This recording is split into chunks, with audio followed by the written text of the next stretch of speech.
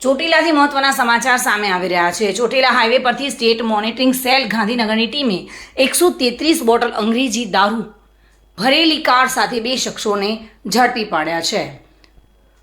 સુરેન્દ્રનગર જિલ્લામાં છેલ્લા ઘણા સમયથી ગાંધીનગર સ્ટેટ મોનિટરિંગ સેલની ટીમ દ્વારા એક બાદ એક દરોડા પાડી ગેરકાયદેસર પ્રવૃત્તિઓ પકડી પાડવામાં આવી રહી છે। ત્યારે ચોટીલામાં બાયોડીઝલ પર રેડ કર્યા બાદ થોડા જ દિવસોમાં ચોટીલા હાઈવે પરથી એસએમસી કન્હૈયા હોટલ પાસે ખુલ્લી જગ્યામાંથી કારમાંથી 133 નંગ વિદેશી દારૂની બોટલો ઝડપી પાડી છે।